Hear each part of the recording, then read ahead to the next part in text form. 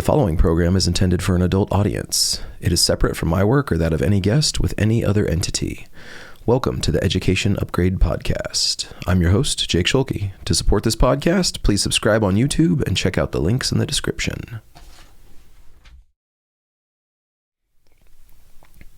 If the grading practices in this book are, in fact, more equitable and effective than what most of us currently do, the implications are profound and disturbing.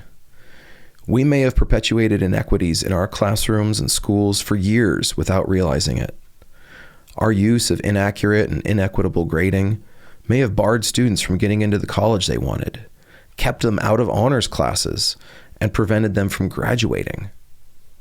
As Jillian, a 12-year math and science middle school teacher, courageously shared with me, as I'm learning these improved grading practices, I'm thinking about how many students I have hurt in the past, and I don't want to go there. Yeah, that's how I felt when I very first picked up this book and I started reading. Like right away? Well, when we started discussing kind of this concept of grading and at least how I was grading in my classroom and us talking about like how that could be more equitable and accurate. And I realized after, some of our conversations and through reading, I had this exact feeling. This almost felt like a burden of, oh my gosh, that level of responsibility that we need to take is with it. But again, giving ourselves that grace. That's what I had to remind myself of, like, more, you didn't know any better. Like, you did what you knew. You did what what the best of what you had. And there's nothing more at that point that you could have done better given the tools that you already had. So that grace, these tools, now that we have them, it's our turn to do better. I like that perspective. I like that attitude. That's really, I think without that grace, there's no way to approach grading better in an improved way. Mm-hmm. Or doing anything better in your classroom. or in your life. Yeah, right. Yeah, or you can just hate yourself True. for doing something imperfectly the first time. If you're that person, talk to a friend. Give yourself a hug. But I definitely felt very much guilty is what I felt. I felt guilty about, even though I gave my best effort, seeing that my best effort and my energies were used in a way that wasn't as effective or accurate as what I was looking for, makes me feel, oh, we got a friend, made me feel just guilty that I wasn't doing and having those energies in the right place, in the right way, reflecting the things that I wanted them to reflect. So with that and realizing the modifications that I needed to make to my grading practices, again, finding that grace within myself of, okay, let's start making those transitions. Let's see what we can change one at a time. That's the necessary approach. That's what I've been telling. I know you've been having conversations with colleagues. I've been having conversations with colleagues about this work, about improved grading, yes. Which is really, I like that title for the book, because that's really what it is yes. A little improvement. It's an upgrade. Hashtag education upgrade. Education upgrade, if you want to know. And I don't know if my cat's voice is audible in this recording, but the cat is not in distress. That not is at all. A noise she makes when she wants attention. She's not being tortured. Mm-hmm. How have things been going at your job? Because you've told me that you're making changes, like you said, little bits at a time. What's the next piece you choose to tackle? Because there's no correct or incorrect order in which to do these things. But you've been talking about it with your colleagues too. Yes. So give me a little update. So this is the first year that we're kind of introducing and talking about this concept within my 7th grade group. I teach 7th grade math and science. And so I read this book over summer. I kind of did a little bit of revamping of how I approach certain grades and whatnot with Mr. Schulke here. But the work that we're trying to do is we're trying to take all of these concepts and gradually implement them into our practices. So the first one, and we'll get more in depth later as we break down these chapters, is we're just trying to make our grades mathematically like accurate and relevant.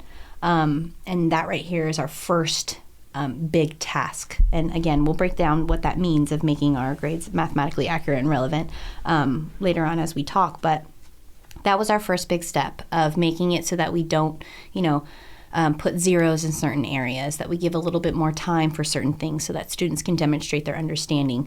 But there are a lot of different applications throughout this book that we'll talk about that you can definitely incorporate to all of your practices. But what we're going to suggest and what we have found, at least in my 7th grade group, there's 4 of us, is that we're working one at a time, making sure that we understand each one of those concepts fluidly to where we could have a parent-teacher conference about it, to where we can explain this to a 5-year-old of why we do certain, practices and whatnot, and why that doesn't make sense. So until we get that level of explanation and understanding with all of the concepts of this grading strategy, we're just focusing on one at a time. And right now that focus is just making sure that our grades are mathematically accurate.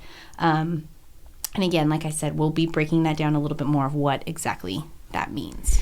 So the math teacher focused on the math of it. That's what you just said. Wow, guilty. Guilty. Attacked.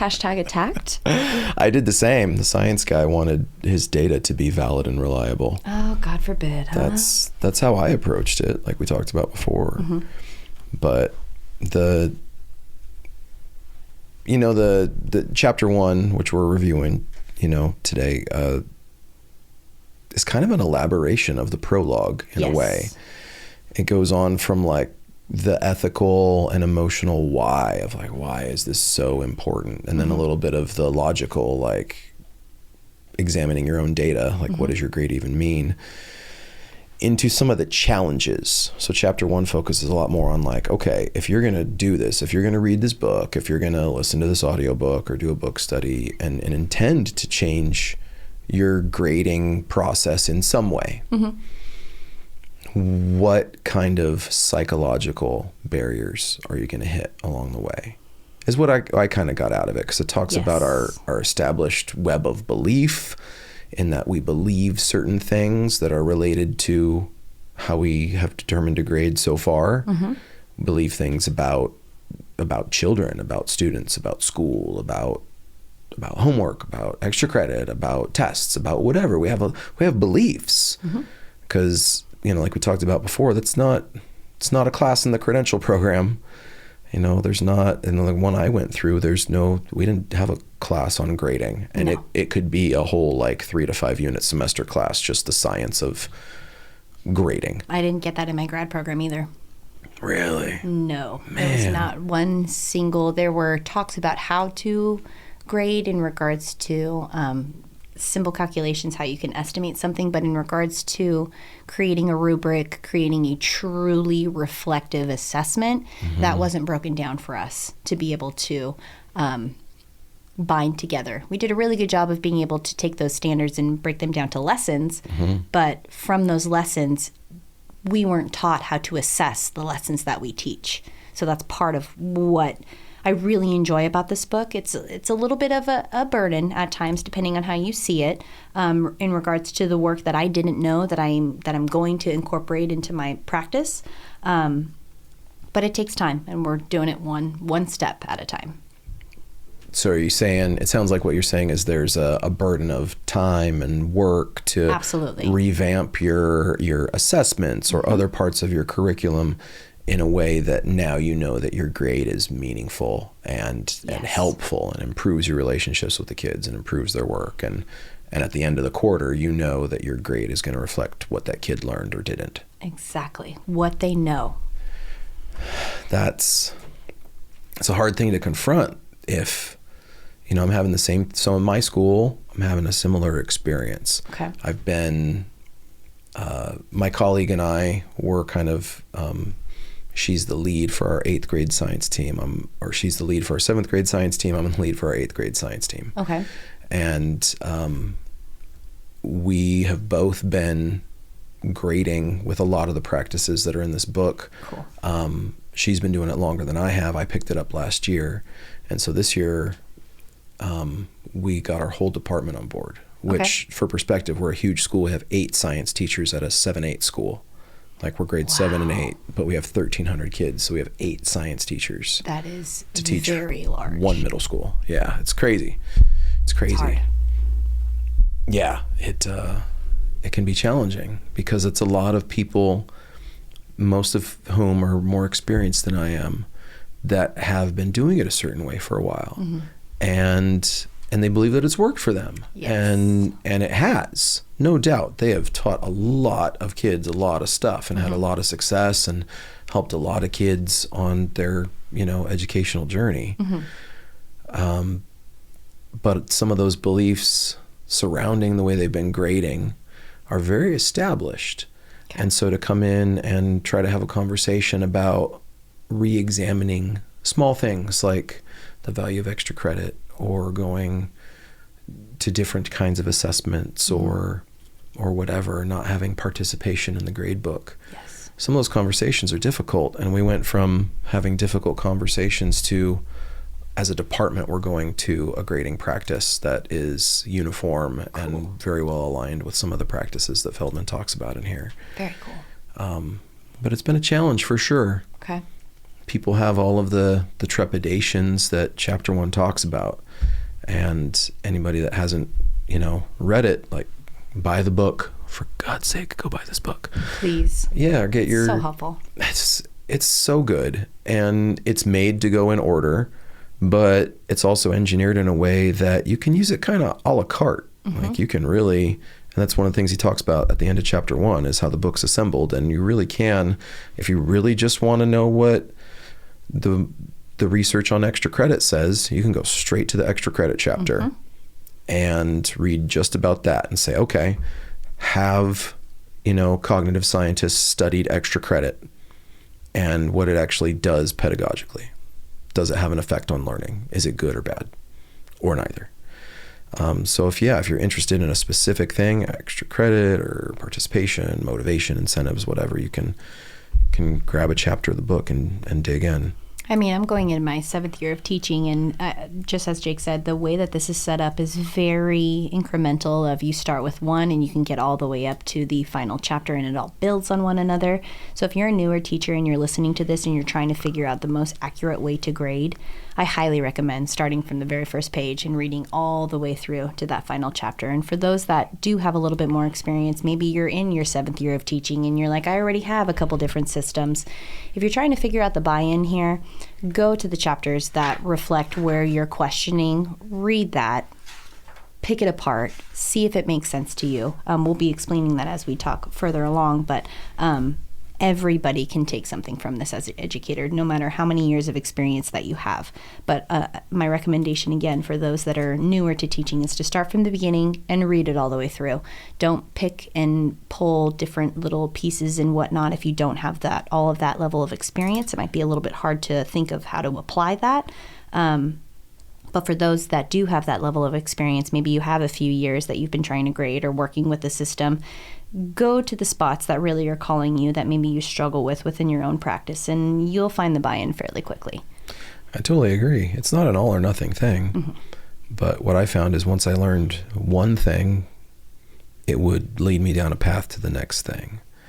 And understanding all of the research that's out there, like so much of it just fits together. Yes. When you really think, if you're able to disassemble some of your old beliefs about a bunch of things, about grading or whatever, or that's just how kids are, or, to disassemble some of those beliefs and try to rebuild them based on, okay, well, we've done some research. So can I look at what the most recent science in the last 10 to 20 years says about this topic? If you can rebuild a belief, then it's really easy to go from one step to, oh yeah, this all makes sense. And it actually makes my job easier. And it makes my relationships with the kids better, like right away. Tenfold.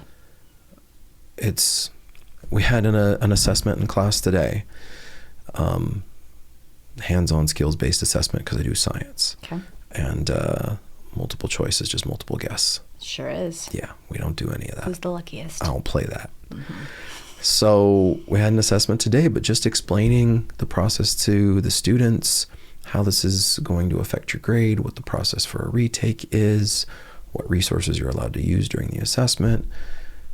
They immediately were like, just shocked that it wasn't made to make them feel anxious. Or made to make them fail? Yeah. What a concept, huh? Right. Like, yeah. And that's the direction you inevitably head when you start doing grading based on different pieces of information, in my experience at least. The end of the chapter, and the book does this for all of the chapters after the prologue. So chapter 1 through the end, what is it, 15 chapters or something? Something like that. There are questions to consider, and it makes this book perfectly assembled to do a book study. So you could get together with colleagues like Morgan and I are doing, and just talk about the book. And it has some guiding questions at the end, just like a textbook would. But they're made to kind of help you with your thoughts and consider how this applies to your, because maybe you teach drama or PE. You don't teach math or science or ELA or history. You teach something else. And this needs to apply to how you assemble a grade. Well, that means you're the only expert in that. Combining your curriculum with your group of kids, how do those fit together? You've got to figure it out, which means you've got to think about it. Exactly. There's no perfect roadmap. You do step 1, step 2, step 3, because it's going to be different, whatever your content area is. Totally. And your group of human beings that you are trying to educate. And every year is different. Oh my God. We were just talking about this actually. Sidebar. Yes. Just talking about different groups of students, and every year is different in regards to the threshold of where they're at, their baselines. So there's going to be, last year I was able to go through a certain amount of lessons, and this year I'm going to try and get through that same amount of lessons, but I'm going to need even more skills and tools to help with covering that curriculum with this group of students. So same stuff. Yeah. More tools. It's going to be different all the time. What's next year going to be like?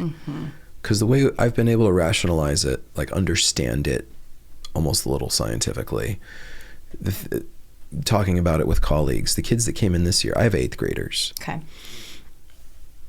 So they had distance learning for all of their 5th grade year. Okay.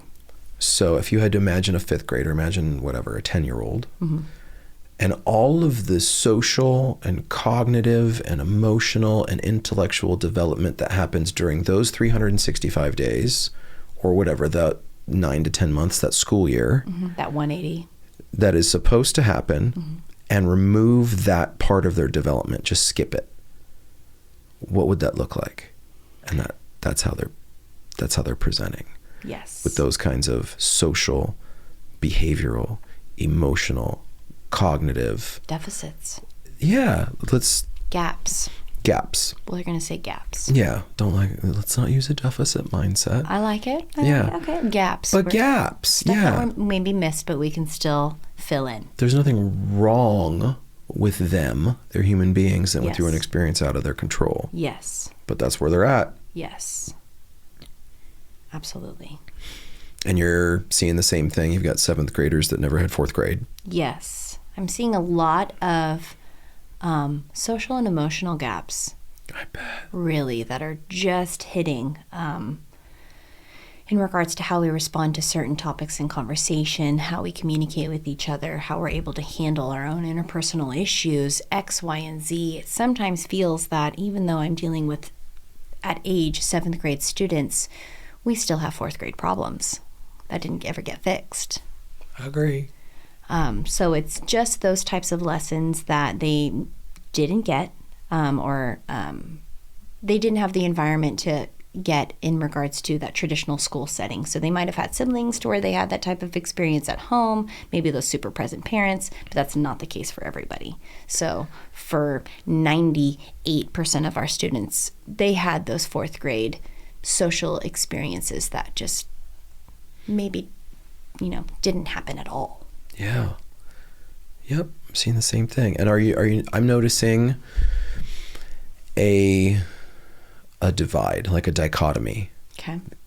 As in, there are students that did socialize during that time and also engage in education in some way, and students that did not socialize very frequently or typically and did not participate in education in a meaningful way. Totally. That there are students that in some ways they're all acting 13, and in some ways they're either acting 13 or 10 and nowhere in between. Yes. Absolutely. Okay. Not just me. I'm not completely crazy. You are not losing it. Any other teachers that feel this way, please go ahead and comment and make it so that we don't feel crazy. Yeah. But yes, I totally see that and experiencing that same dichotomy. I mean, having that vastly different group and have them kind of put themselves in those camps based on the ways that they respond to certain situations, the tones that they use, the words that they use, how emotional that they get with, whatever the situation might be. That in itself has taken a lot of curriculum time that is different, of course, than what we're talking about here, but making sure that those concepts are addressed post-COVID. It's a different classroom every year based on the year that they missed, based on the years that whoever their teachers were, their family life at that time. So many different factors to the current groups that we have. Golly. That could be a whole side conversation episode of its own / series. COVID. How many years check-in. did you have before COVID? My first year teaching middle school was the year that we closed in the spring. So I came in, I started a normal school year. I had a normal start 2019 in middle school. Before that, I taught college. So 2019, I had a normal start to the year. Well, a normal first year. As much as you can get to March 16th. Yeah. That was the day for us, too. I think ours was the 15th or the 16th. Whatever, emergency staff meeting. Don't come to work tomorrow. That was the emergency staff meeting. Ours was the exact same thing. You have work tomorrow, but you're not coming here to do it. Right. And we'll figure it out. Yep. Check your email, please. Yep. Yeah. We'll send you a Zoom link, and you're going to be sending out that Zoom link. Yeah. So brand new teacher, first year, intern, PS. Dang. So I was just terrible at my job. You were learning. Learning so rapidly. You were doing the best that I you had could. an amazing mentor teacher. Cool. So good. Shout outs? Yeah. Shout out to Mr. Hauk. Yes. He was incredible. Love it. Such a brilliant person. Helped school me about my beliefs, about my emotional reactions, not the pedagogy, not how to teach science, like more about being a good person and learning how that fit into, like, yeah, we worked together a ton on curriculum development. He taught me how to write a unit from nothing. Like he's a great guy. Cool. But I also had a university supervisor that had to come and watch me and talk to me and all that kind of stuff. And I had colleagues, like working in a department of that many people, one science teacher of 8. I had a bunch of people I could go to and ask questions and get help from. And we have like a science wing with 4 labs attached and, with little adjoining doors, kind of like hotel rooms will have. And so you can pop into your neighbor and go, hey, how's this? Are you doing this lesson today? How's that going for you? And, That's awesome. And also watch each other's kids so you can go pee 100%. when you have 4 periods back to back with no break. You got that door threshold? You got both of them? Yeah, got both of them. Yep. If you have a BOFM situation, you actually get to urinate more than every 4 hours. Yes. Yeah. Hashtag teacher life. Oh, God. Yeah. So, needless to say, bringing it back to the grading stuff, like when I started, I had no idea what I was doing. Oh, no. I followed in with anybody, whatever anybody told me. Cool, that works for me. Yep. I got a copy of another teacher's syllabus, teacher with plenty of years of experience, whom was very kind and wanted to help out, and I trusted and kind of meshed that with what I thought was going to work in class based on my classes when I went to school. Exactly. And that's what I did. And I just kind of developed policies that changed by the end of that year. By the end of the year, I knew, like, next year I'm going to do this different and that different. My late policy will be this, and my this will be that, and that'll be that. But it was largely all those decisions. I was deliberating them. I was thinking about them. I was putting thought into how valuable is this? How much effect is this going to have? Mm-hmm. But never having had an opportunity to study the science of it. The actual effect. The actual effect. Like, what does this... I know what I want it to do. I know what I think it might do. But I had never looked at proof of what it does. Yeah, what's it doing? And I didn't realize, being a naive teaching student, that there's actually is quite a body of science. There's enough for us to know that some things are effective and some aren't. Mm-hmm. What things do motivate a kid or actually maybe do the opposite or have no effect. And so it was several years until I got to dig into books because, as an intern and a new teacher, you're tired. You're exhausted constantly. You're trying to survive every single day. What are you doing next week? I can't even think about what I'm doing tomorrow. Don't die. Don't die. Thank Don't die. you. Don't die. Go to sleep. Go to sleep. Go to sleep. You have 5 hours now. You have 4 hours now. You Right. have 3 hours now. Yeah. Exactly. Survive. You can do it. Ask for help. Yeah, ask You for can help. do it. Yep. So it was really... I was only a few years in when I started reading this book and other books about grading and stopping to think, like, what are my beliefs? How did I come up with this policy? Did I just pull it out of thin air? Mm-hmm. Where did this breakdown of weighted categories even come from? Yeah. Did I just make this up? What does it mean? Why am I doing this really emotionally, without evidence, without science, without having ever been taught how to do it? I'm winging it?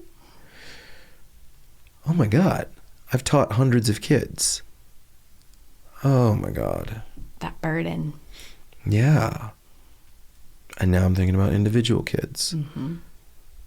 Did he actually learn something? Did I give him an F and he learned more than nothing? Mm-hmm. Oh Or did I give a kid a C and they actually did not learn as much as that? Yeah, or a B, Mm-hmm. or an A. Did I give this other child, did they get a B plus, an A minus, and they had no idea what they were doing? Mm-hmm. What? I don't know. I don't know. Exactly. That feels terrible. Yes. I don't know. It really does. We're the people that can pull the numbers from that, and for us to not know Right. is tough. I'm pretty sure that's part of my job. Part of my job is to know, and I don't know. Mm-hmm. And that feels like crap for a minute. It's overwhelming. Yeah. And having conversations with people about it, I notice it's reflexive to get a little defensive about it. Yes. Grading- Absolutely. Grading is one of the last things where some teachers feel like they have real autonomy. Mm-hmm. That what they believe and what they feel and what they believe they found to work matters. And they have the ability to do it. And it becomes part of their identity. Absolutely. I have the highest rigor. Mm-hmm. I know this works because I've tried it Mm-hmm. for 22 years. It becomes part of who they are as an educator. Why wouldn't it? Why wouldn't it? So then you've got to go back to the beginning. That's what I had to do. I had to think like, okay, when I made my first class syllabus, where did I get that from? Where did I get that grading policy? Mm-hmm. Where did it even come from? Doesn't make sense. And does it make sense? For me, the answer was I kind of stole it from other people and tweaked it based on my past experiences. You don't need to reinvent the wheel if the wheel's working for some spots. Yeah, been grading this way for over 100 years. Mm-hmm. I don't know if that means it's good, but we've been doing it this We're way for 100 figuring it years. out. Well, yeah. Chapter 2 is about the history. So at the end of chapter 1, it says, what are some deep beliefs you have about teenagers? What motivates and demotivates them? Are they more concerned with learning or their grade? That's 3 questions. It sure is. But Heavy number 1. yeah, heavy number 1. What are some deep beliefs you have about teenagers? Morgan. Ooh, love this. For all of my kids that are listening, listen up. My biggest belief is that you still can learn. that you are math people, you are English people, you are science people, you are social studies people. There are ways that we can find connections with all of our subjects, but it's not always easy. And depending on the experiences that they had, they might be a little bit off-put to certain subjects and concepts based on their experiences before and whether or not they maybe mastered certain concepts or whatnot. So my main belief about teenagers is that everybody has the concept to learn and be good and competent in all subjects, at least at a foundational level. You don't have to be a master of all these different things, but in regards to the basics of math, the basics of science, ELA, social studies, everybody can get to that spot. There might be different paths to get to that same spot, but we can all get there. Do you think that you've always held those beliefs in the same way in the time that you've been teaching? No. I believed that everybody was capable of learning before, and I still believe that. I think that follows along with the belief that I had prior, but the concept of them being able to understand those concepts, that level of, or that higher, I guess, baseline, I would say, for what I think that my teenagers can do or what I know that my teenagers can do, I didn't have that before. Now I have that. If I know no matter where you come from, there is a path. We can find a way for you to connect to these subjects.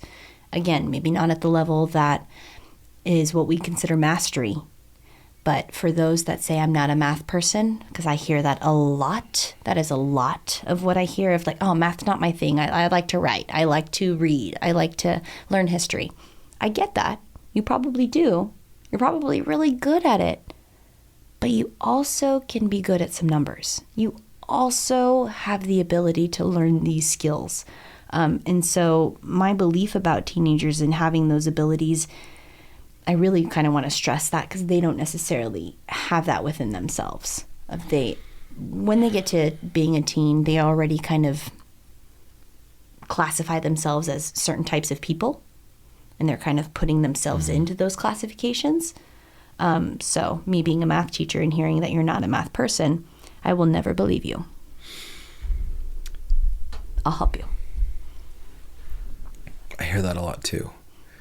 Because in my class, we got to use certain kinds of math, certain math operations to make science a little higher level than just concepts. And kids say that all the time. Oh, I don't like math. I'm not good at math. And I don't know how to feel about that. Because to me, math is so cool, so interesting. Yes. But I wonder if for a lot of kids, you just haven't had a teacher who helped you love math, or at least make it neutral. Yes. You know? You don't have to hate it. Yeah. You need it. You need every single subject. You need every single one. So finding comfort within those subjects, that's your job as a student. Could it have even been bad math grades that make you think that math isn't your thing? Sure. Bringing it right back to here, no matter how much effort you put, if it's not reflected in what you're trying to do. Yeah. It's like, well, who am I? What am I? And this aspect of what I'm being measured in. Yeah, that measurement can have such a psychological impact that nobody ever taught me, before I got to start teaching. Nobody taught me that, like, the way you put a mark on a student, it has a profound impact on a child. I see it as a score of their capacity, their ability. A label. Yeah. Yep. You're smart or you're not. You're capable or you're not. Exactly. You can do this or you can't. Some kids perceive it that way. Not all. Quite a few, though. Yeah, I think quite a few. Quite a few. And maybe, you and I do middle school, so we see the pinnacle of the profundity of emotion. It is all of the emotional intensity that a child will ever encounter without the emotional tools of an adult with which to handle those things. It's a scary time. Yeah, the sky is constantly falling. Every day. Everything is the end of the world. Yep. So there's no other comparison that they have just yet. Just yet. Have you had this conversation with colleagues, present or past, any teachers with whom you've worked, and you asked them, what are some deep beliefs you have about teenagers? What are some other things you think you'd hear? No judgment. So I have heard that at least like post-COVID, some people think that some teenagers and just students in general are a little bit more babied, that they might be not putting as much effort, that there's more parent involvement, so they're a little bit lazy. That's kind of the thread that I've heard about just students and teenagers kind of in general, is that they're a little bit lazier, they have a lot of tools, and with those tools, they're kind of using them as crutches from some of the conversations that I have heard. I think I've heard similar things recently. Just that with all the parent involvement, which is incredible, it's great, making sure that those parents are involved to an extent of helping, our students grow versus growing, for our students. That's, we're not going through that process. It's for our babies. But those are some of the beliefs that I have heard from some of my coworkers of just hearing that they think that they might be not willing to put in that effort, that the parents will do it, kind of thing. Gotcha. Yeah, I can see that. I've heard things like that about, the amount of, I don't even know what to call it, because support's good, engagement's good. Definitely. Any way that a parent wants to help their kid is good. Mm-hmm. But there is a point at which, a nurturing parent becomes a smothering parent. Totally. There is some point, and I'm sure it's different for every kid and every family, at which the kid's not developing that resiliency on their own, that capacity to deal with challenge on their own. It's okay for things to be hard. Yeah, and going to a grading system that measures what kids learn and nothing else, not if... How pretty you make something. Well, yeah, I don't want to say anything bad, because all parents have the best of intentions. They want to help their kids out. Of course. They want their kids to succeed, and they don't want to see their kids in emotional turmoil. But there have been times where a kid comes to school with an assignment or a project or something that I know had parent hands on it. And it's obvious every single time. And it breaks my heart in a lot of ways. Do we go through that learning process now as a middle schooler, or do we find out that lesson and learn by ourselves when we're an adult? Yeah. That's essentially what's happening. When you go off to college, and mom can't help you with your project. Oh my God, that was me. Was it? Oh, Jake, that was me. Really? In regards to art, in regards to making my things pretty. So in regards to any sort of presentation, I wasn't good at being able to visually organize my things. So on putting my stuff on a poster, that was my personal hell. I could get you all the information. I could consolidate it. I could summarize it. I could put it all. I could get all your words, all your numbers. But in regards to organizing that information in a way that visually pleased others and that made sense, that was something I really struggled with. And that wasn't a gift of my mom. So for a lot of my projects, I would be like, Mom, okay, I need to make this poster, or I need to do this notebook, or I need to do this scrapbook. Okay, holler at Sil. She crushed it in every scrapbook. If I had to do anything like that to where it was more of an art-based skill that I just didn't have, and my mom wanted me to be successful, she would end up starting to help me if I didn't do it to the level that she felt was going to be, giving me that good grade. She would go, okay, I got it. This is what you do. You do it like this. So that at the end of it, I had all the words, but in regards to putting it all together, that is something that I struggled with. And now as an adult, I still struggle with that concept. I'm a teacher, and I still ask my colleagues, does this presentation look okay? Does the way that this is organized, does that look right? just because those are skills that I didn't practice in the ages that I needed to practice them at, that my mom absolutely could have helped me, and she really, really did. So much so she gave it to me, and that wasn't having me do the work and having that struggle. She didn't want to see me struggle, and I get that, and I love her for that, and I appreciate her for that.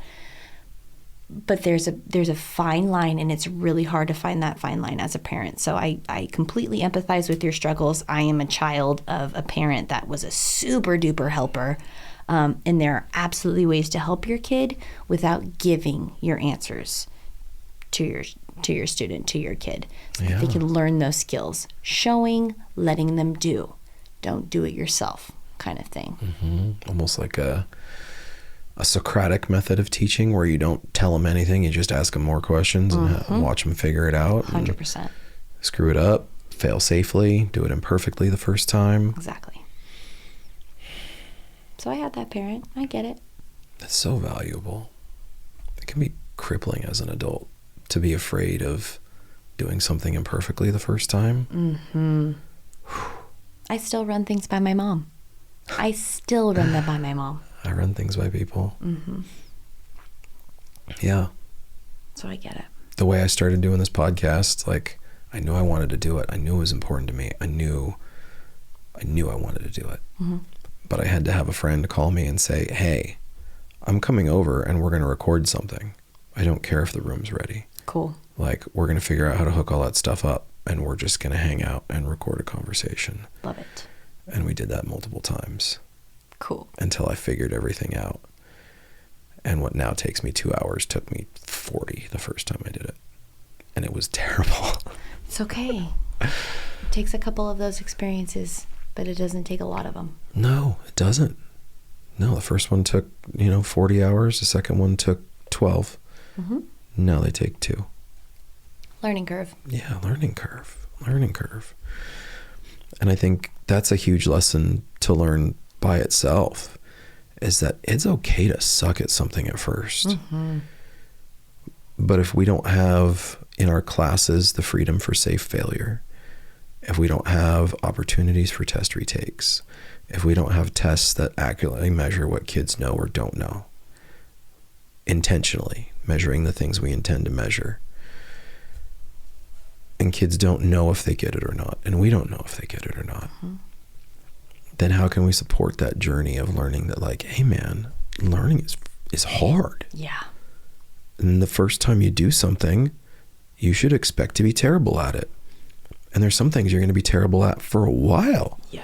And you might be really good at getting better at some things, and other things might be a wreck for you. Mm-hmm. I didn't learn that till college. I'm still learning that. Well, yeah. I'm 31. I'm still learning that. It's okay.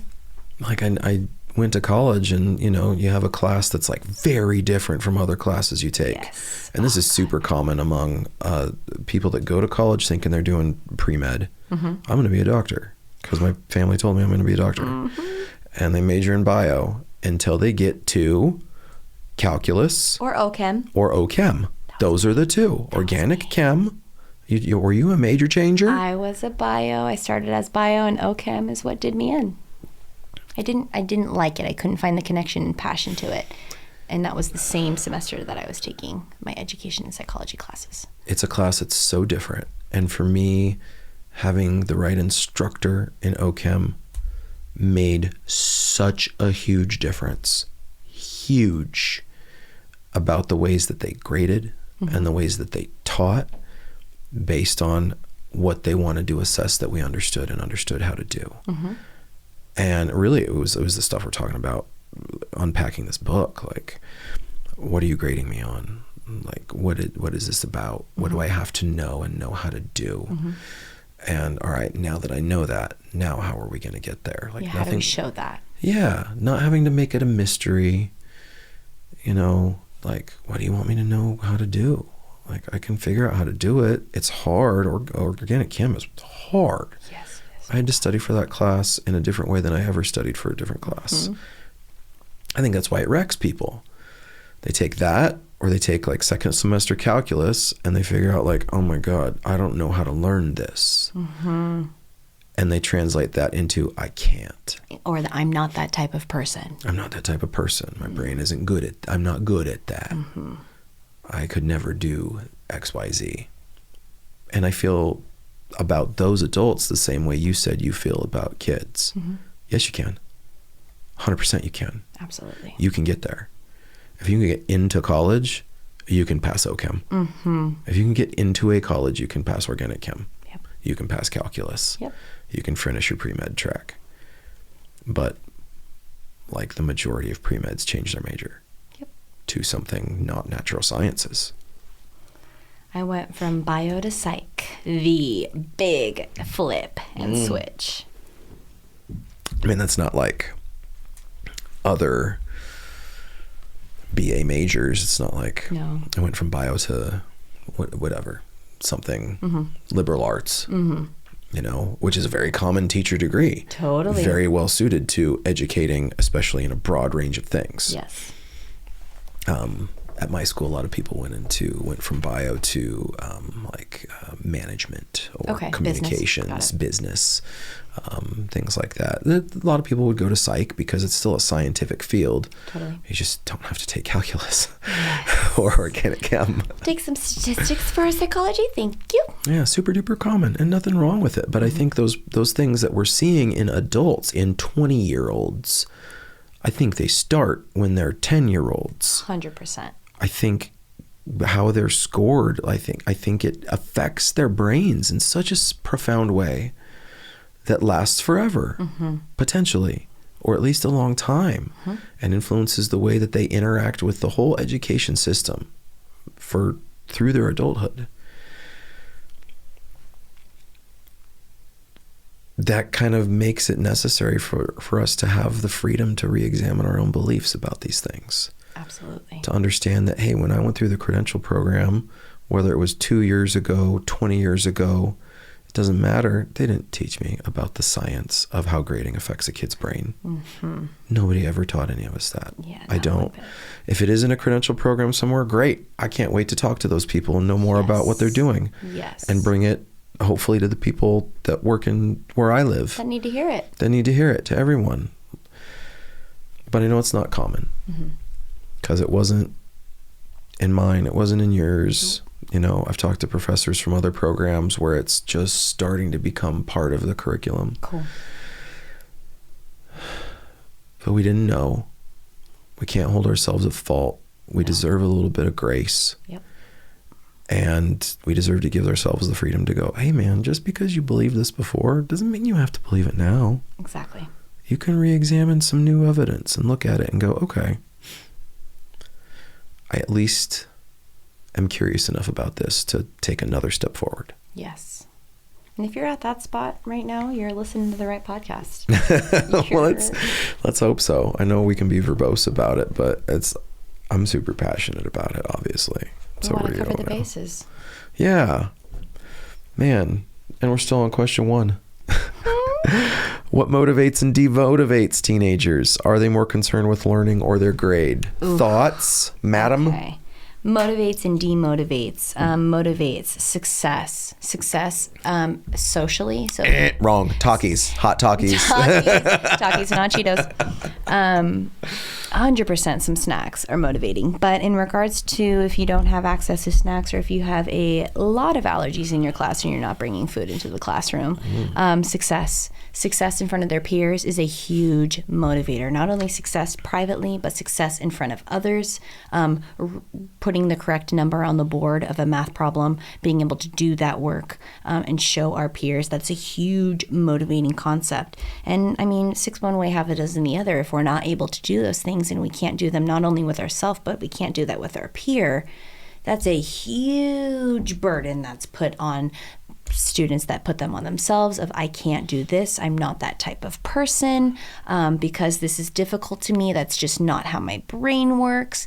That is the main thing that I'm finding in regards to what motivates and demotivates them, is their perspective of what kind of person they are. Are they, Are they a person that things can be difficult at times, but we push through? Or are they a person that when things are difficult, they're just not that type of person? So if this multiplication's hard, oh, I'm not a multiplication girl. If, this fraction concept if this is a little bit above our heads at right now when we're introducing it, oh, that doesn't make sense immediately. I'm not that type of person. That's not how my brain works. So the motivating and demotivating of just bringing those opportunities of success, that's going to be the most motivating, and demotivating, at least what I found in middle school, math and science, the biggest demotivator is failing in front of your peers in an environment that's not supportive. So one where if you put the wrong answer, if there's snickering from our peers, I will never want to put a wrong answer or any sort of answer again on the board. So that social influence has been one of the biggest factors of motivation, at least in my classes. I could totally see that. It's such a hard thing to teach. To teach science, science is the practice of being wrong over and over and over and over and proving yourself wrong. Yes. Like that's literally the process. You think this is correct? Good. Prove yourself wrong. Mm-hmm. And if you're unable to prove yourself wrong, you might be right. All right. Maybe for now, until we find some other data to the contrary. Exactly. It's hard for a kid to get their head around that like it's a really good practice to raise your hand and have the wrong answer. Absolutely. That's one of the, or say, I don't know. Mm-hmm. I don't know is the smartest thing you can say in my class. Yep. I don't know. You notice that you don't get this yet? Let's break it down. That's fantastic. Yep, let's break it down. Whoa, that's super smart. All right, let's dig into that. Mm-hmm. Teenagers. I didn't know what motivates and demotivates them. I know my first year, I thought if there's not some kind of extrinsic incentive for some kind of behavior, they're not going to do it. Got it. I really believed that everything was like Pavlov's dog, like classical conditioning, B.F. Skinner. Operant conditioning? Operant conditioning. If there's not operant conditioning, if I'm not positively or negatively enforcing a behavior, I can't influence it. We can modify some behaviors. Well, yeah, but do you want to? I see what you mean, though. Do you know that's why, have you seen The Simpsons? Do you watch The Simpsons? A little bit. So Principal Skinner is named for B.F. Skinner. Stop. Swearsies. Stop. Because think of how that principal tries to motivate those students. That's on purpose, that character. Wow. Yeah, how the principal's just like old school operant conditioning. Today I learned. I didn't know that until very recently. It's incredible. I heard it from other people. Love it. Yeah. Principal Skinner. Principal Skinner. Yeah, I thought like, oh my gosh, if I don't have participation points in the grade book, nobody's going to participate. Yep. Instead of like, if this isn't fun, nobody's going to want to do it. Yes. Like, it's a difference between forcing and just making it fun so they want to. And guiding. And kids like want to learn stuff. And when the pressure and anxiety of points, when that's removed, they just all of a sudden can want to learn. Yep. Yeah. When it's not about not getting yelled at home. And that, I mean, it goes right into that last question of, are they more concerned with learning or their grade? Our system that we currently have, they only care about their grade. That's all their parents care about. A lot of the time, that's what'd you get, how you doing in school, what are your grades? What are your grades? How you doing in school? Not what did you learn? Man, I have somebody at work just showed me, I don't know why I didn't know this before, but our learning management system where we enter our grade book online. Okay. There's a way that you can see who's viewing their grade with what frequency. So I can see every time a parent logs in to check their kid's grade. And I can see every time a kid logs in and checks their grades. Cool. Not cool. I'm terrified. Why? Because I think some of these kids and parents are mentally ill. With the amount that you're checking? With the frequency with which they're checking. Got it. It's like multiple times a day to see if the grade is going up and down by bits of a percent, like tiny. Wow. It's scary. Okay. That a parent or a child is that obsessed with with that. Like, why would you? It takes a long time to learn stuff. Yes. And a long time to measure what you learned. And a long time to go back and learn what you didn't learn the first time, which should be part of the process. Why is the grade going up and down multiple times a day? You're doing too much. I could totally see why that would be overwhelming. I'd like to have that data so that I know about the level of angst, I would say, that are connected with the grades, so I can make that connection with the families. I would love that data. Oh my God, we'll talk later about what program that you're using. Sure, yeah, we can, for sure. Yeah, I don't know if I want to know that. Yeah. Okay, that's fair. Yeah, That's it's fair. just yeah, we'll definitely talk about it, but it's interesting at least to notice, at least to have those data to go, okay, this kid and their folks like have a lot of anxiety about what a grade is. What's my place now to help them feel more calm about it, at least for my class. If you're one of multiple teachers of different subjects like you and I are, if you're the kids only, teacher, if you're the K-6 teacher or whatever, then that's a bit different. But, if I'm one teacher of 6 that this kid has, it changes the relationship a little bit. Totally. Ooh, I like the second question. Me too. Again, it's a paragraph. It's 4 questions. Let's start with the beginning. What is your vision for grading? Morgan, what's your vision for grading? I want my grades to reflect what they know. Once I started reading this book and getting to the point of making my grade book reflect what they know, that was my main objective. It's okay if a kid gets an F at this particular section right now of their understanding. That means that they don't know it. That's okay. They don't know it yet. They still can. We can practice their opportunities, but making it so that that grade reflects, if whatever topic that we're talking about, scaling, geometric concepts, whatever it might be, proportional relationships, what do you know? You know about that much, whether it's a letter grade or a number representative, for them to have an accurate reflection of what they know, not a collective effort or a combined, point value of all of their different efforts that they put in.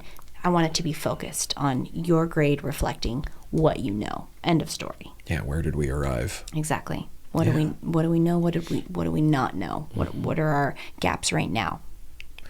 I love that, because it really puts the emphasis on the kid truly being intellectually prepared for what comes next, not some of the other arguments that we hear about, they need to be prepared for this and that and deadlines and this and workload and whatever. Like, well, really, they need to know how to learn. Totally. That's more important than all of those other things.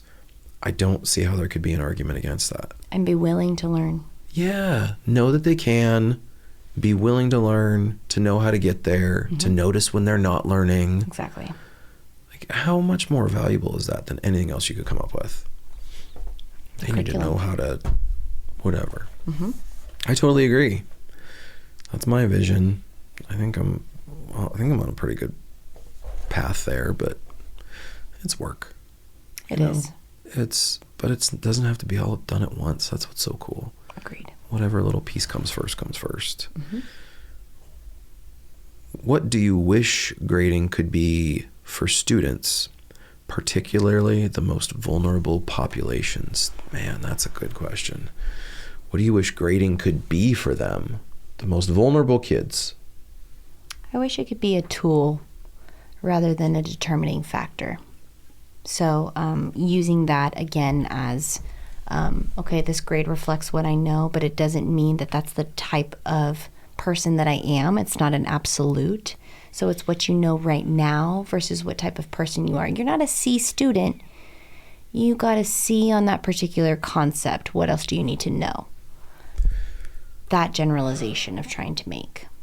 That's a big mind shift to make with a kid that's already experienced grading in a different way. Oh, huge. For them to just have that yet or so far as part of that description of their grade. What I know so far. That's huge. If a kid's experienced other things, like have you so far encountered anything that helps a kid really shift their mindset into, this is what I know so far, and I can keep going?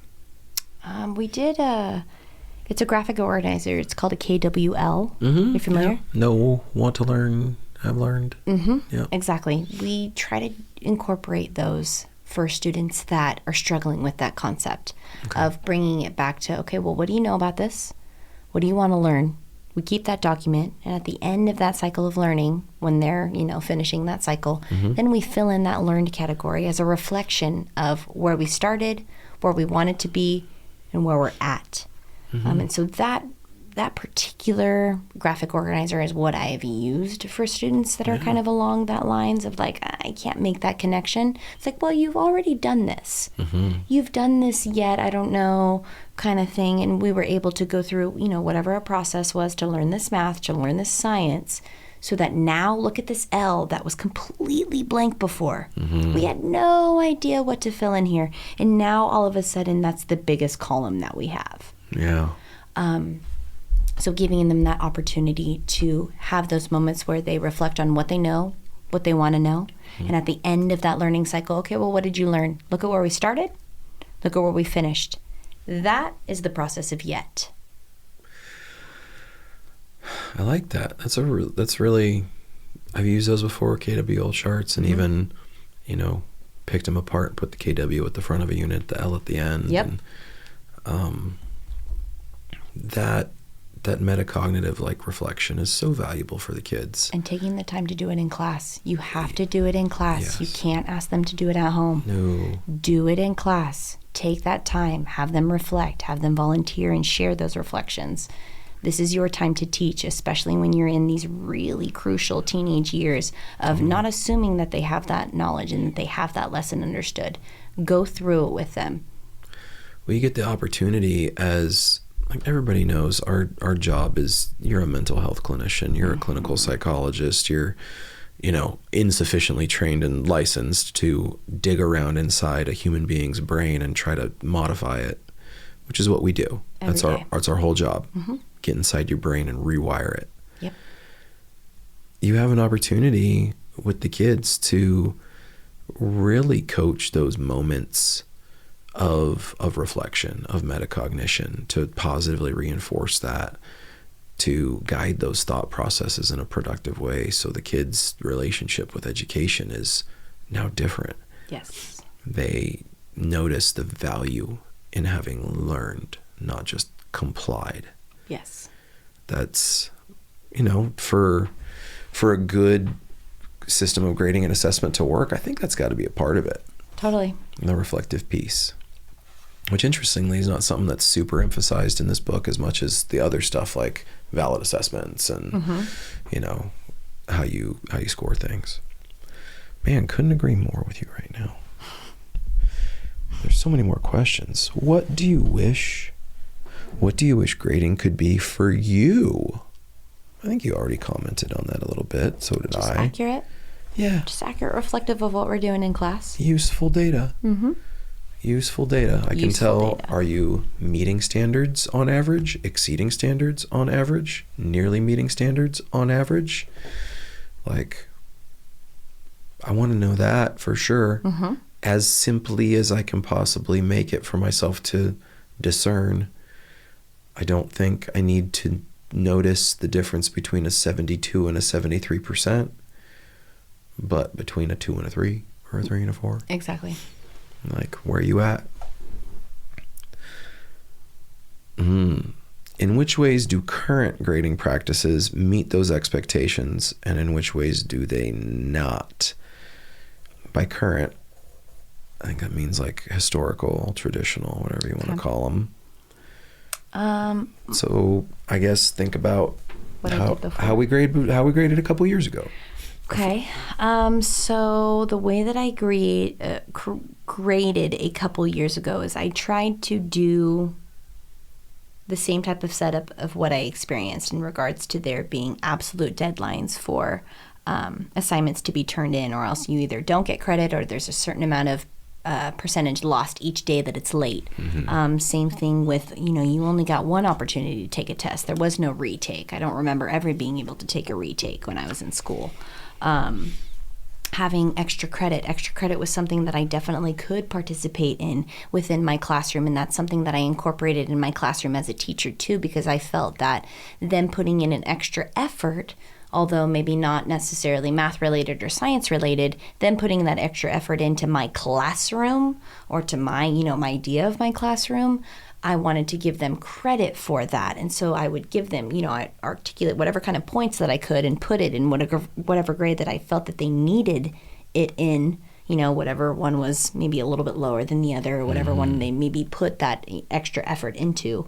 So I incorporated things like grades or extra credit into grades. I incorporated things like not allowing retakes, just because I felt that approach was one that I experienced, that it made sense to me, I guess, in that moment. But when I experienced all the different students that I have had throughout my 7 years of teaching, and I realized that is not the way to operate, that brought me really to this book of seeing like, okay, the way that I learned, it worked for me, but it's not working for everybody. What's wrong? Yeah. If it's not working for everybody, it's not the only tool, and it's not the only thing I should be doing. That's not responsible. I should be doing more than just what works for me. There's a couple people that, in my class that it'll work for, that level of structure of when, we were in school. But for majority of our kids, that it's not that same process. What is the process of learning really like, depending on what you're learning? I gotta tell you, I'm 41 and I still don't like to pick up my Legos right when I'm done playing. I understand. Did I learn that? My first year, at first I was like, oh, I'm not gonna accept any late work. You just gotta turn it in on time. That crashed and burned. That was, they're 13. Hello. And then late points, it's going to be half credit, or it's going to be whatever percent, like different. 10% each day that's late. Yeah, tried different things. Every single policy that I had made more work for me. I did not get them to change the timeliness with which they turned things in whatsoever. Did motivate a lot of cheating. It incentivized cheating to an immense, alarming degree. Incredible. The amount of cheating, copying, mindlessly copying with no intent to learn. Mindlessly copying. I can't even tell you how much I see that. That was the hugest effect when I started doing this last year, changing grading, is that the cheating just stopped. It took a couple weeks and it just stopped completely.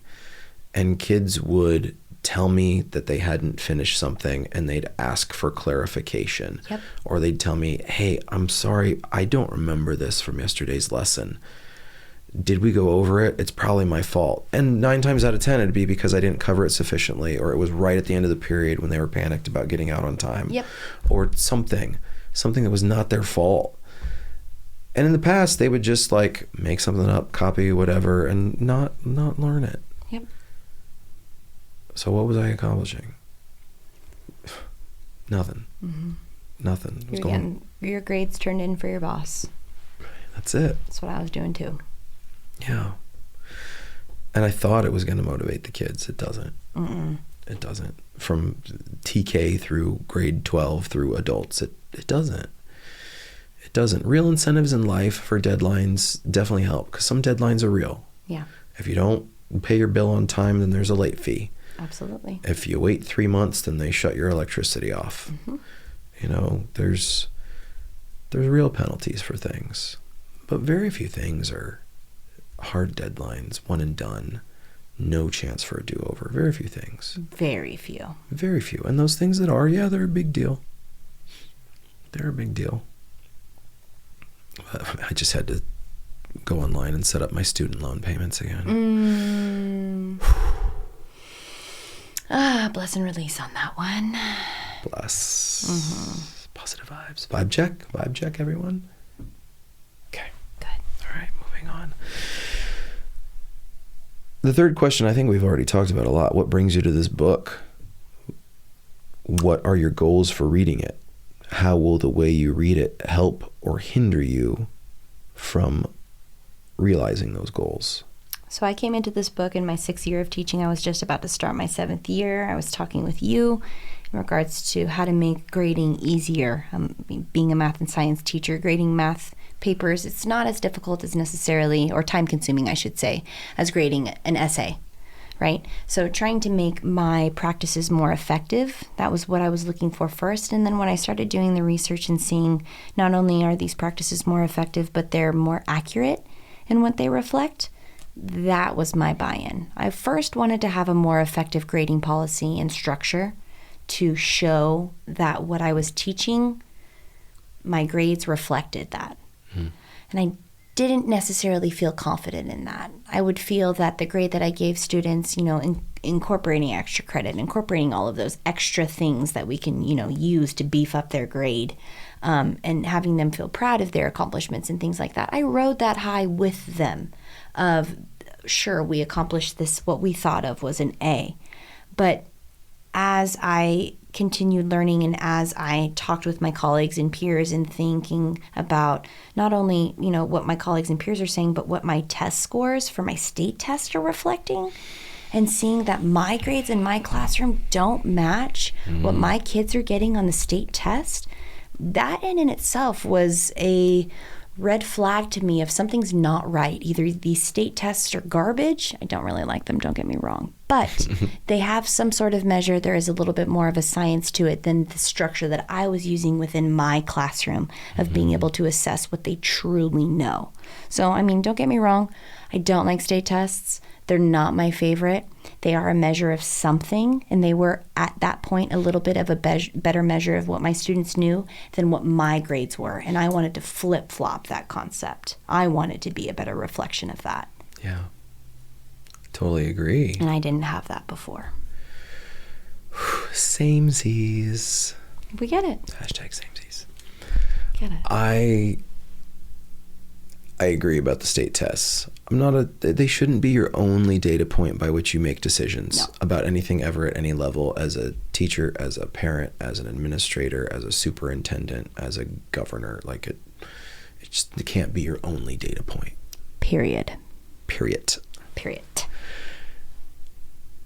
But when you look at them and you understand, there should be some correlation. Absolutely. Because it's going to be pretty valid for a certain percentage of pupils. By the law of averages, you should see some correlation.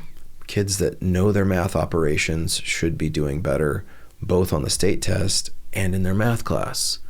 And so there should be a correlation with a pretty reasonable, R-squared value and a, minimal standard deviation and yes. Z-scores. Let's get some Z-scores in here. Correct. Yeah, you should definitely see a relationship between those data, right? Yes. If you don't, then something else is going on. Yep. Maybe you've been given A's to kids that can't do math, or been given F's to kids that can't, or something like that. Maybe the grade's been used for something else. And I think it'd be very useful to talk about incentives on another. P.S. The gamification stuff. Yes. I talked to Dr. John McFarland on here about gamification. One of my colleagues listened to that episode, and it lit his brain up with some of the incentives, the way he could. So he wants to Harry Potter-ize his class. Perfect. Houses and the whole thing, and everybody has a little sorcerer profile sheet and character and whatever. Love it. But he knew that for him the first step was, I got to figure out what the points and the incentive system looks like, and then we can worry about the characters. Okay. So this year's all about points and incentives, and so instead of having homework have a huge value in the grade book, or have participation have a value in the grade book, or whatever, punctuality, attendance, whatever. All these things have a point value incentive to them. And he keeps a scorebook for each period of how many points you have on your account, your character, your whatever. And then the incentives are things that actually help the kids out, like help them learn more, but they see them as rewards. So one of them is during independent work time, you get to listen to your AirPods. Okay. That's actually not bad. Most kids are going to find some music that actually helps them focus and chill and whatever, and they see it as a reward. So, behavior immediately is a little bit better. Cool.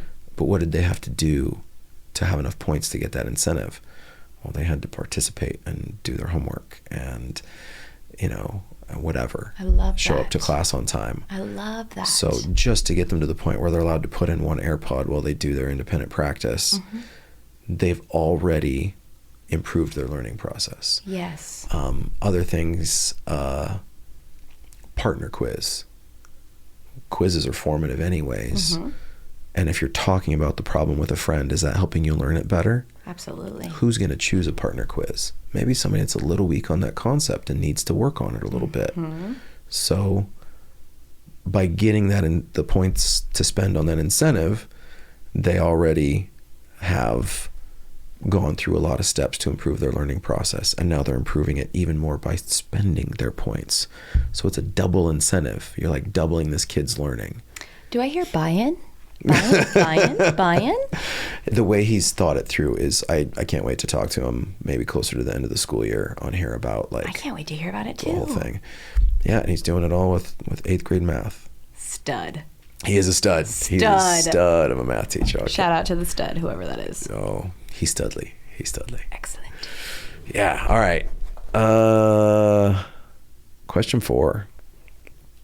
It's helpful to have someone with whom you can discuss the ideas in this book. Whew, ain't that the truth? And thank you, Morgan, for being my confidant. Who would be the right person or group to read this with you? How will you construct meaning from what you read, either alone or with others? Oh my gosh, you're trying to have conversations with coworkers.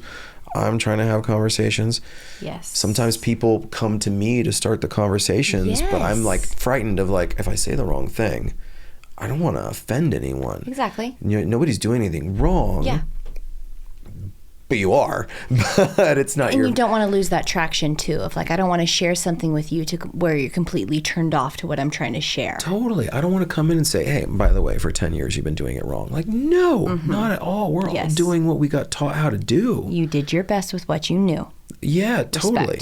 Respect. And everything you're doing is helping students. Yes. This is just a way to make it a little bit more effective. Yes, better. That's it, better. Nothing wrong with what you're doing. Yeah, it's going to be work to change it, but there's no deadline. You don't have to do everything all right now. One at a time. So what do you want to know? Do you want to have that conversation? Do you have like one work buddy that's like on board that you can have these conversations with easily? I do. I have, and I'm thankful that I have my co-teacher. So I have there's 2 math and science teachers for 7th grade, and there's 2 ELA and social studies. I definitely have my ELA group down, and with it, it's easier to collaborate with my math and science buddy collectively. Okay. So we do just about everything the same, which ELA and social studies have to make their own little modifications with assessments, et cetera, et cetera. Yeah.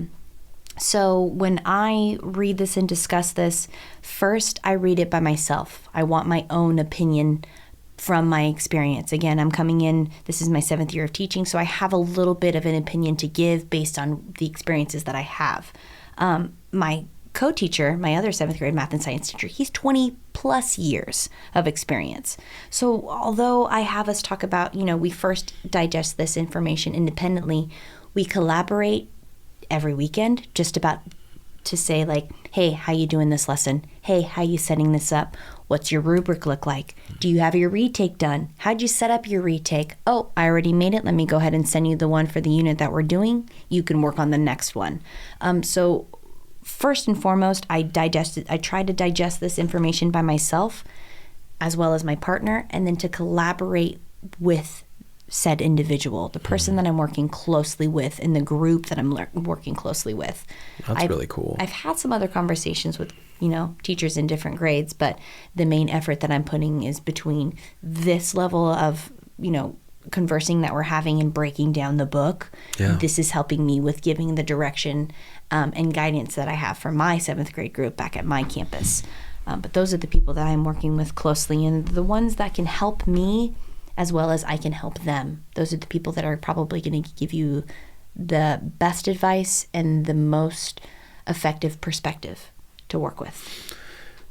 That's fantastic that you have a grade level content area colleague with whom to talk about this, because when it comes to assessments, or should our class have this or that, these points or those points or that credit or this, you guys are talking about the same thing. Yes. It's not like, apples and oranges. It's not like a 7th grade math and science teacher talking to a 5th grade multi-subject teacher. Exactly. That's very different. Very. Well, that's lucky. I'm very, very lucky to be able to have that opportunity. And if you don't have that opportunity with the people that are around you, you can still take information from this. And there are communities that do think along these same lines. We're part of that community. Then you can reach out to us. You can email, Mr. Schulke. You can email myself of like, hey, what did you do? How did you do it? There is a community. It is growing. And that's the whole point of kind of this portion of the podcast. Yeah. And there's a lot of people that are departments of one at smaller schools. Yep. That really don't have a lot of people to talk about. But man, there's a huge online community now. Yes. Huge online community. If you go on any of the socials and look for hashtag grading for equity now, like it's popping up. Cool. It's popping up. Yeah. People are talking about it. Good. People are talking about it. And the author, and I assume publishers involved too, like there's social media accounts for grading for equity now. Cool. Yeah, so you're seeing stuff pop up there, which is fantastic. It's fantastic that now like more conversations, more communication is going to happen. It's going to get spread around, and people are going to know like, no, this is happening everywhere. Yes. People are talking about this. There's a body of science, there's a body of belief, there's people that get it and have done the work, because you got to change a little bit. Totally. You can't do it the same way we were doing it in 1890. It's not gonna, it's not working perfectly. Yep, we could see that. But once you've taken the first step, the second step's easy, the third step's easier.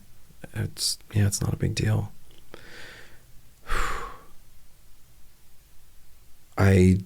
There's so much in the book. To read it and then try to distill it down is really hard. That's why, sitting down with you for 15 episodes or however long we're going to do this, it's a lot. And, we've talked, we talked last time for an hour and a half. We've been here for an hour and a half. Like it's a lot to sit and talk about. But I think that's kind of what's required, because like the first chapter talks about, it is really about looking at your own web of beliefs. Like, what are all the things you believe that have to do with a grade? And have you really looked at those and looked at how they compare to evidence that we have, or even just stop to second guess, like, is that true? Does it work? I don't know. Have I ever tried doing it a different way to see if it works or if it doesn't? That's a lot to sit and think about.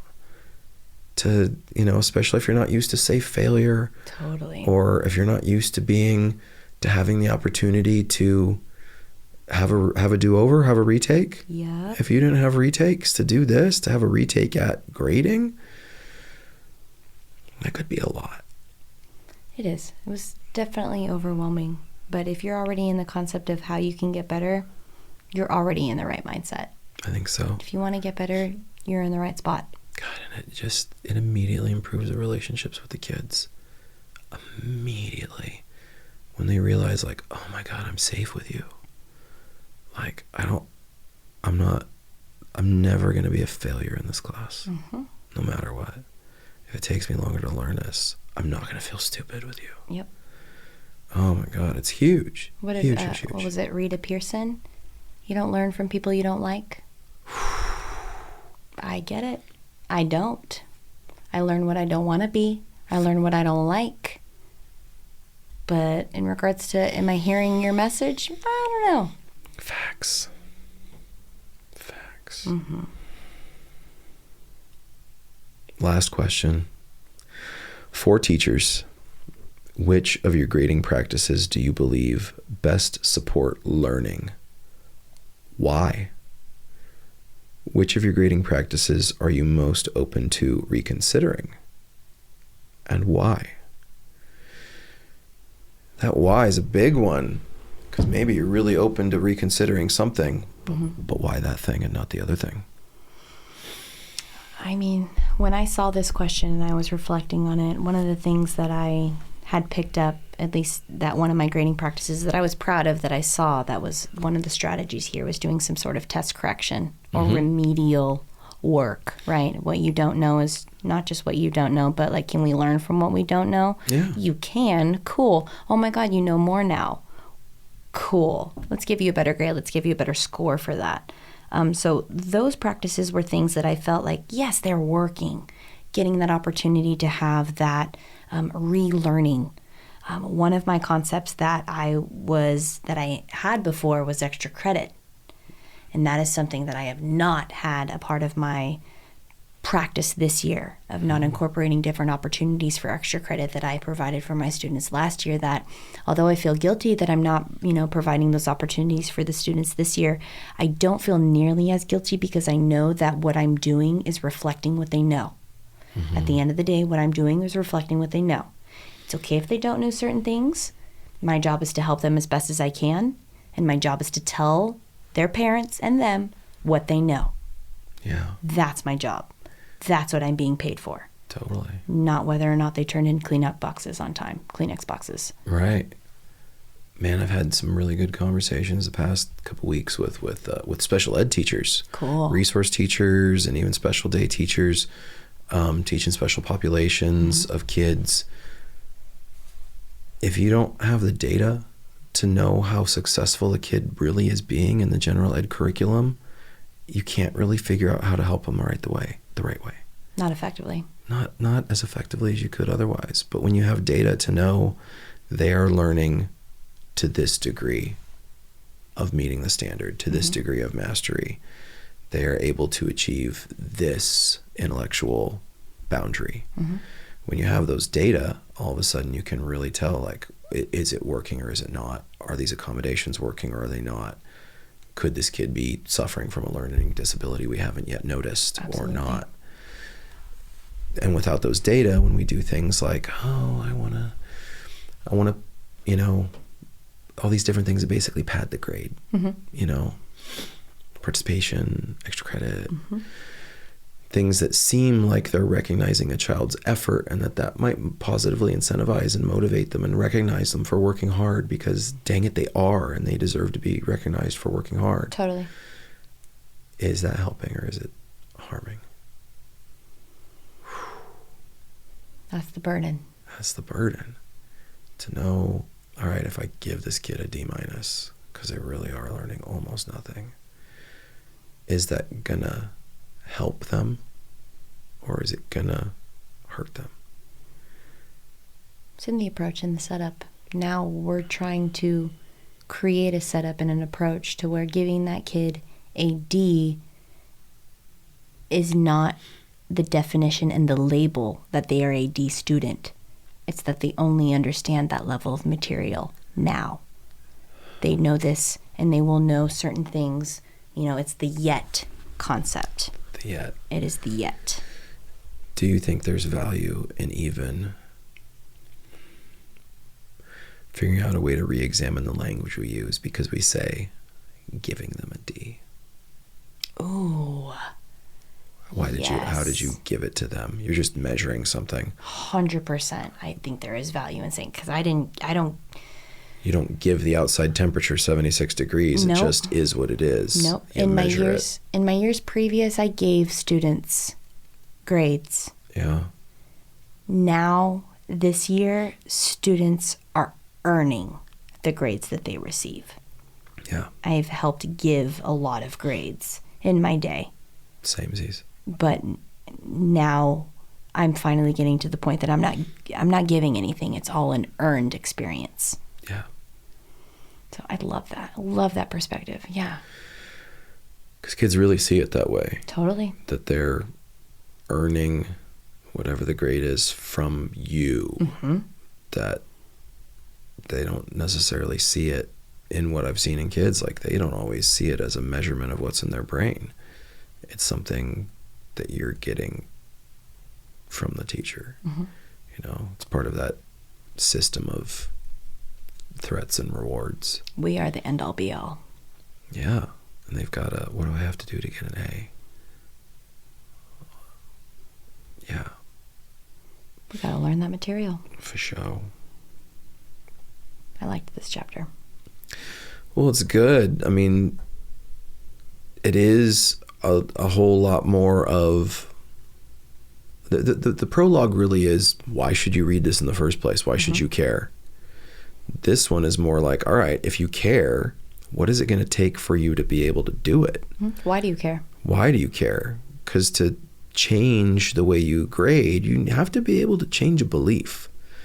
And if you really don't think you can change your beliefs around participation points, late work, extra credit, assessments, rubrics, grading, any of that, if you don't think you can ever change your beliefs about whether or not that's useful, effective, valid, how it affects the brain of a kid, intellectually, emotionally, all of that. If the beliefs are set, it's going to be hard to get to the point where you actually can change your policy in a way that works. And if you're set somewhere, are you really going to grow? Yeah, well, I don't think there are any people listening to this that are that set. Good. If you get this far and you're that set, honestly, more power to you. Well, I mean, you're a strong-willed person. So the next chapter, we go into a little bit of history. Were you a history person? I had a couple of history teachers that helped me find my love for that, but I would not say that that was my first passion. Oh, maybe I'll fire you and get them to come in instead. Hey, replace. Find your bests. Yeah, history and social studies weren't my favorite. But now as an adult, they are more so.